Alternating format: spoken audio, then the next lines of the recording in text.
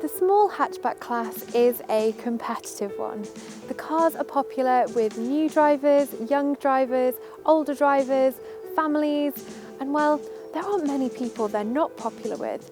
So a small car has to be a great all-rounder.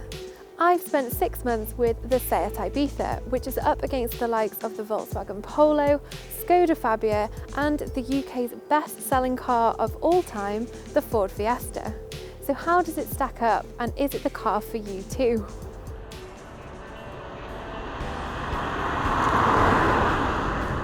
There are lots of things to like about the Ibiza, and one of them is just how good it is to drive. It feels light and agile, and it also has lots of grip, so you can have some fun throwing it into the corners on a nice Berkshire country lane. The steering is nicely weighted too, and the gear shift is responsive and snappy. This FR trim car has a stiffer and lowered sport suspension, and while you do feel a few more bumps, it definitely doesn't crash over potholes. I'm a big fan of the infotainment system. This 8-inch touchscreen is easy to use even while on the move. All the graphics are clean and sharp, and it's got DAB, Bluetooth, sat-nav, smartphone connectivity, and it all works exactly as you'd want it to. I also like the optional Beat sound system, which covers up road noise and my singing. This car has a turbocharged 1-litre engine with 95 horsepower.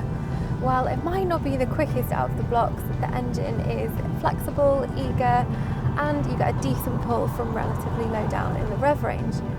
Whether I've been on the motorway or around town, I've never had any problem with the power, either pulling out junctions or keeping up with traffic.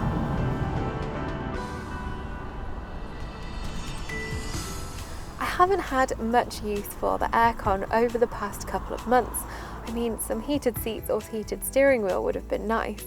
But back at the end of summer, I did find that the aircon was struggling to keep the cabin cool enough on both short and long journeys. Maybe I'm expecting too much, but I would like a slightly funkier interior. Yes, it's pretty smart in here and stands up relatively well to other cars in the class, but there are a lot of hard plastics around and so much of that fingerprint-loving piano black. I haven't had any trouble with my Ibiza over the past 6 months, but Seat as a brand sits in the lower half of the Warranty Direct Reliability Index. The standard warranty on the Ibiza is an OK 3-year 60,000 mile job, but Kia covers you for 7 years and Hyundai and Toyota offer 5-year warranties as standard. This is where I talk value for money, tell you everything I've had fitted to my Seat Ibiza, and pick the must-haves if you're thinking of buying one for yourself. This Ibiza is in Mystery Blue Metallic, which costs £530 and is the most popular colour. The only non-cost option is the slightly more muted, non-metallic Mediterranean blue, which does still look pretty smart. There are the usual greys and whites, or for something that stands out a bit more, Desire Red or the rather bright Eclipse Orange. I've got the most popular engine, the 1-litre petrol with 95 horsepower and a manual 5-speed gearbox. Other options are the same 1-litre engine with an extra 20 horsepower and either a 6-speed manual gearbox or 7-speed DSG Auto, or there's a bigger and fizzier 1.5-litre petrol with 150 horsepower and the 6-speed manual gearbox.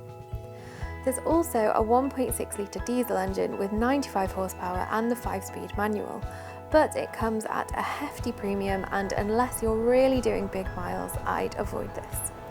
The official fuel economy figure for the 1-litre engine is 60.1 mpg. I've been averaging a little over 40, so that's quite a way off Seat's claim. When it comes to picking a trim, you've got a choice of 6. This is the sporty FR trim, which sits just below excellence at the top of the range. With that, you get DAB, enhanced smartphone connectivity, cruise control, rain sensing wipers, sport seats and sport suspension. The base model, which is still pretty well equipped, is S, followed by SE, which is the most popular trim and one you'll want to upgrade to, SE Technology and SE Design. In terms of optional kit, there are quite a few ways to part with your pennies. Off the long list, I'd consider the Beats sound system for £365 and rear parking sensors for £220.